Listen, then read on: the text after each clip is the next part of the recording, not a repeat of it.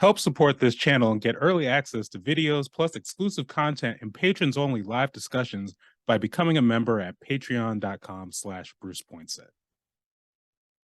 This is the Bruce Poinsette Show, the world's most dangerous infomercial. We're still getting ready to come back in studio for season 2, but in the meantime, I have another special interview for you. Today, I speak with Crystal Martin, aka Madam Golong.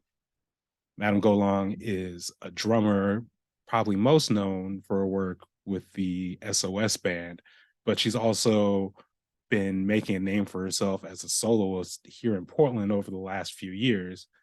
And she's been, like I said, making a name and working with people such as the prolific DJ OG1. And as she's been growing, I sat down to talk with her about the experience, about just making a transition originally from Atlanta, now in Portland. What that's like. Obviously, we know Atlanta's just a little bit blacker, a little bit more diverse than Portland or Oregon. But anyways, we had an interesting conversation. I think you're going to enjoy it. Check it out. Crystal, thank you for taking the time to speak with me today. How are you doing this morning? I'm doing well. Thanks for having me. How are you? I'm doing all right. I came down with COVID last week, so recovering from that, but it is what it is. I'm glad you have recovered and you're doing good. So, in preparation for this interview, I was actually listening to your conversation with DJ Cliff, and shout out to Cliff, shout out to OG1. And yeah, I think you said you've been in Portland for 2 years now? Yeah, I've been here strong for 2 years. I started coming around in like 2018. One of my DJs had moved out here, and my bassist, my former bassist from my all-girl band Thunder Snatch, she was out here, and so they was telling me about Portland, so I came out here and visit for a minute, ended up getting shows. Then I went on a cruise for like a little while. I went on a ship for a minute. Anyways, I came back, and I've been here consistently for like 2 years. Yeah, started a band here and everything. It's pretty cool. Been connecting with the people, so that's been extremely fun. So yeah, I'm here vibing. Shout out to OG1. Yeah. And what made you excuse me. I would say what made you, say, I want to just visit this place. I want to actually, build a home here. I want to, build a place here. When I first got here, I didn't see the scene. I was like hanging out in Vancouver. Then I ended up getting introduced to the music scene, the live music scene, and I was like, man, I want to kick it here for a minute, because I was just coming through the transition of like leaving the SOS band to pursue my own thing, build my own legacy. And so Portland felt like a place where I could come and, get my chops up, learn how to do this new thing that I'm doing. And, just the community here, the people, it's a cool place. Portland is pretty, it's cloudy and rainy here sometimes, but like you get here in the summertime, springtime, it's lit, So anyways, Portland is a cool place. I like the vibe here. So did you say, I'm sorry, go ahead. No, go ahead. I'm listening. I was gonna say, so would you say, as far as like finding community, then it's been mostly through like the music scene? Yeah, the music scene, church. I deal in some communities like through the church. I just been building with the people. I'm more so really just been focused on like I go and I play at churches sometimes out here, but I've just been like really focused on like just building the band and getting ready to release some new music and music that I just haven't put out yet. So Yeah, you know, as far as like music in the community, yeah, I've been connected to the community through the music and through, church and stuff like that. And just That's- daily life, you know what I'm saying? Going to the grocery store, people were just cool. You know mhm. what I'm saying? Just, doing things, Anyways, I'm living life out here in Portland, Oregon. Yeah, it's interesting because a lot of people, at least one of the things, and just a common theme in doing these interviews, especially about Black life in Portland and Oregon, is just like how like how transplants find community, or there's this I'm gonna put it like, just because of like all the stuff in Oregon, the history of exclusion laws, I mean the current gentrification, everything, it can always seems like linger over and makes it that much more difficult. So yeah, it is just always interesting to figure out where people finding community, what's actually yeah, just making it a stable place for people. Another thing you said in that interview with Cliff is that, and you kind of touched on this a little bit earlier, is that Portland, you said, let you know that you could do your thing as a solo artist. Could you expand on that a little bit?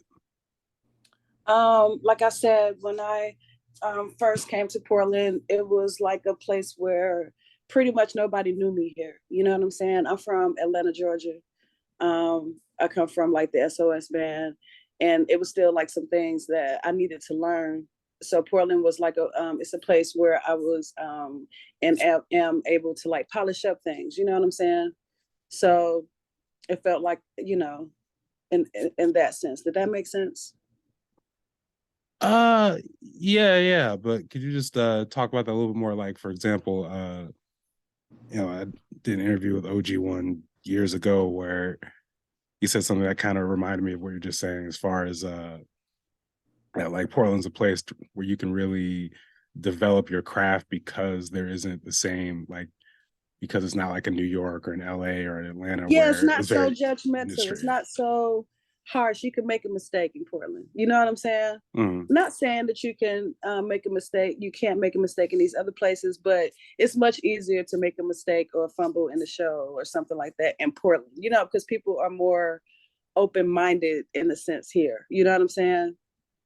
Like people, and I feel everywhere you go, as long as you're doing your thing and you following your passion, like your fans and support will come to you.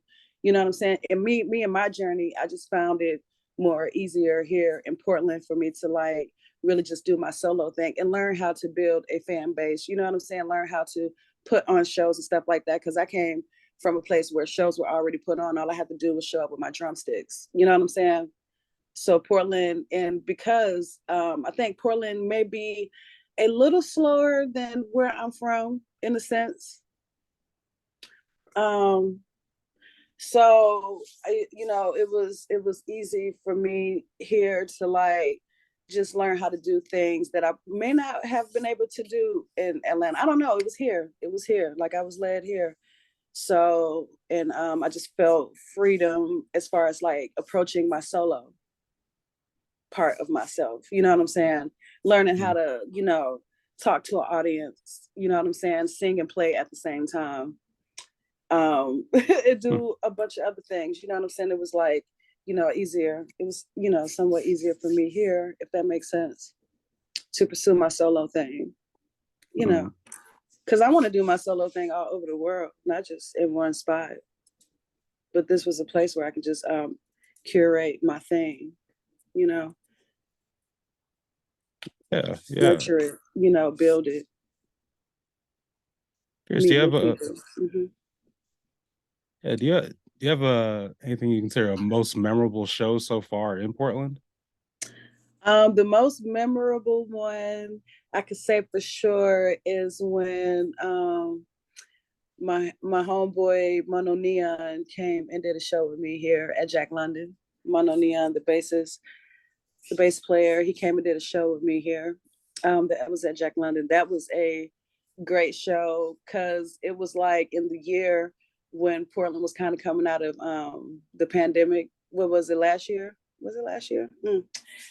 Anyways, that was a great show because it was so packed in there. It was like, oh my God. The people was having a good time up in there. I had a great show at the Good Foot.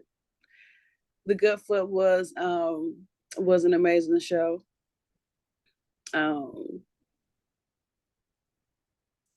What's another venue here that has been dope? All of our shows has been everything. Every one of them has been really, really good. Just I guess the most impactful ones is just Morrison Market. Morrison Market. I played that place. And I had Lillian Lloyd, Mika Means, some people from some other international acts come through on that show.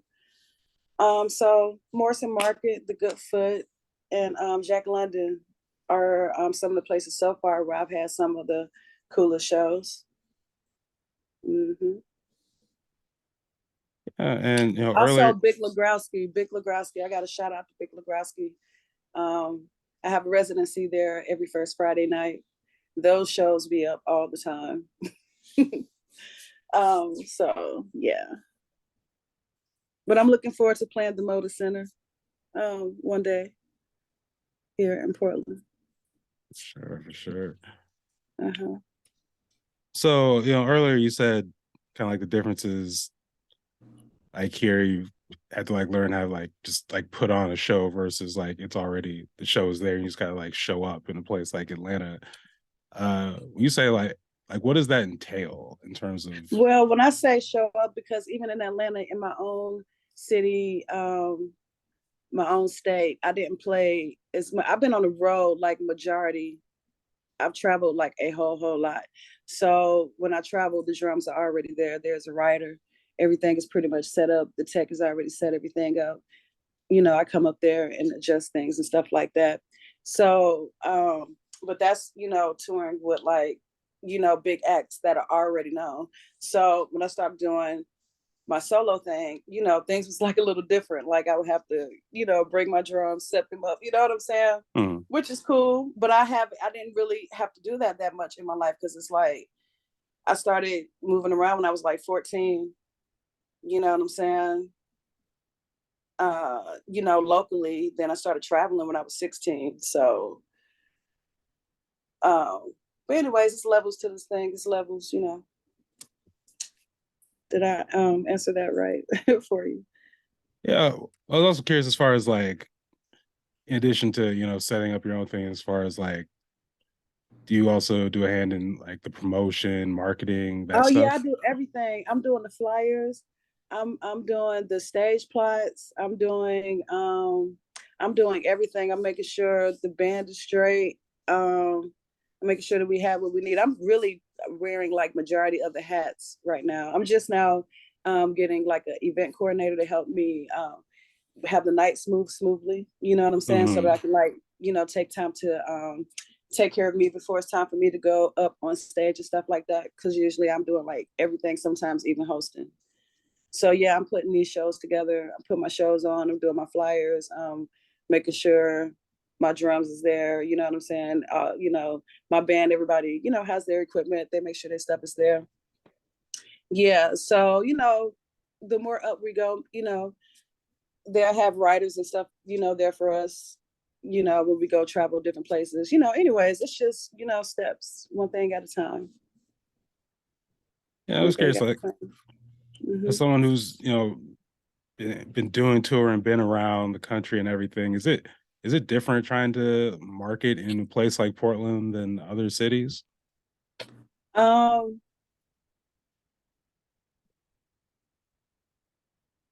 I think if you come from an approach of like, hey, let me get to the venue owner versus seeking to get put on, you know what I'm saying? Like, hey, these people put on a show, can I get on this show? Where I have found some success even in this process is like me just reaching out to the venues. So I would take that same approach everywhere else. until, someone is like, hey, I would like to book you. You know what I'm saying? Mm. So I kind of feel it just depends on your approach towards it. Yeah, I have heard that Portland is an interesting place to book. Everywhere you go, there's trouble. Everywhere you go, there's good. Everywhere you go, there's a process for every place. You know what I'm saying? But you can still make it work, Mm. So I would say that I would take what I have learned here everywhere else. Because it's like, okay, it seems like you would want to not have to deal with the middle person, get straight to the, you know what I'm saying? That's what I've been doing. I've been getting to the owners, the people that book the venues, or the owners, is what I've been doing. Yes, I think there are politics in different places, but I think that as long as an artist, as long as you get out there, you do your thing, and you slay, like, and you do what you're supposed to do on that stage, like those doors are open. You know what I'm saying? Mm. Because sometimes even being new to places, like, they have to get to know you. You know what I'm saying? Like, they have to, you got to build. So I would say that it's fair. I would say that it's fair. I had to find the fairness in it, and for me, the fairness in it, and I would take it everywhere, is trying to get to the bookers, the people that actually book it, or the owner of the venue, and book and do it yourself. Sure, sure. Mm-hmm. So let's just bring back to, where's the name Madam Golong come from? Oh, Madam Golong. Madam Golong comes from. Um, so I come from like the SOS band, and so uh, I go long. You know what I'm saying? Like, I have endurance. Uh, Pretty much. SOS band, Raul from the SOS band, one of the original members from the SOS band, he started calling me Madam Golong, and then everybody else, kind of started calling me Madam Golong, and I was like, man, might as well make Madam Golong something. You know what I'm saying? It just, Mm. when if you ever, like, they see me, they say Madam. You know what I'm saying? That's just like what it is. Like, uh, you know, and Madam Golong is an experience. You know what I'm saying? I'm Crystal at the end of the day. You know what I'm saying? In the beginning of the day. So Madam Golong, I made into an experience. But yes, it came from the SOS parent, Raouf, and Sultan. So yeah, yeah. And speaking of Yeah. experience, you just talk. Can you just describe, like, for someone who hasn't seen you live before? Can you just talk about what seeing your band is like? Um, seeing me live is seeing me with my band live. It's an experience. I kind of feel like we touching everything from funk, rock, EDM, punk, fusion, jazz, gospel, even some kind of country in there. It's I'm touching some of everything. It's an experience, high energy, high energy. I don't think you gonna be able to sit down at the shows. Most people don't sit down at the shows. It's up. The Madam Go Long shows are up in a good way. It's an experience, fun, funky, free. You know what I'm saying? My whole thing is to like, people, like, they come in one way and they leave another. You never know what people going through. You know what I'm saying? So I want to be, a source of the community, of doing good for the people. You know what I'm saying? Musically, you know what I'm saying? Like, they leave there happy at the shows. They leave my shows happy, and so that'd be like the feeling. You know what I'm saying? Mm. I don't know. My shows is fun, honey. That's all I can say. My shows is fun, exciting. Never know what you gonna see going on. You know what I'm saying? At the shows, and not in a bad way. All respectful and uplifting. So yeah, it's different. It's different. One of your people came to the show. The photographer. I got a chance to meet her. She came to the show. She was getting down. They was getting down in Mississippi Studios. They was getting down, getting down. That was a fun show. But yeah, exciting, fun, lit, musical, very, very musical. And can you Electric talk? church. Electric. It's electric. Like my show's electric. It's fun. You got to come to one day. Oh, absolutely. Yeah. And can you just talk a little bit about how the band came together? Okay. This band in particular, my first year of actually living here, I met Aiden. He's my keyboard player, and I met um, K Cash, which is a pole dancer. I met those two kind of like on the same show. So they've been with me for a year. Um, I met Beasley at the studio out here. He was helping out, and I could just see it in his eyes. I was like, yeah, he was like, he was sniffing like he could smell something like, hey, this is something I need to, hop into. So I've been working with my guy, Beasley, who goes by Misty on guitar. John, I met John I had to perform at a George Clinton Parliament after party, and John was playing for the house band. And I met him there, and we vibed so good, and it just all ended up working out. I'm truly blessed to be, around a great group of people. You know what I'm saying? Like our hearts are the same about it. You know what I'm saying? Like, I appreciate them for taking their time with me. You know what I'm saying? Learning and believing with me and helping to make the world a better place through music. So yeah, these guys here are special. There's like a whole story, but that's like a that's like a whole series. So I'm kind of trying to make it short, but yeah. So we've been rocking with each other for pretty much like a year now. So they've been rocking with me. So you know, yeah. So that is my that's my band. Those guys. We stay consistent with each other in the music, so it's cool. I dig it.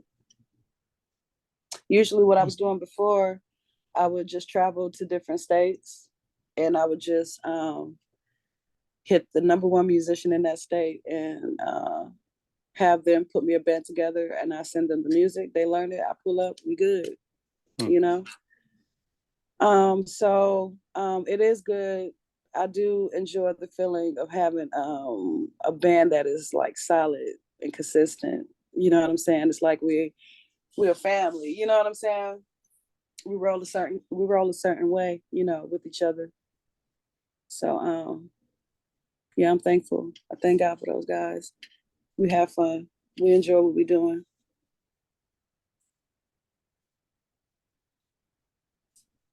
Yeah, and a little earlier you talked about in terms of places where you go for community. You mentioned the church, and you also, again, going back to that Cliff interview, talked about how you really, I think, began developing your craft in the church as a young person.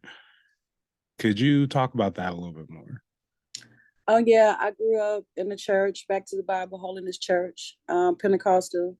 I couldn't wear pants when I was a little girl going up to a teenager until I could make my own decisions. I grew up around music. My mom was one of the praise team leaders in the choir, played keys, handled the money in the church. She was like secretary, all kind of stuff. Just yeah. So I grew up around the church. Yeah, that was a very, very, very, very big part of my life. Still is, because I consider myself to be the church. Every time I get on the drums, I'm ministering to the people. So it's still going. It's just not necessarily just in the same four walls and not religious, like, you know what I'm saying? Mhm. So yeah, I grew up playing in the church.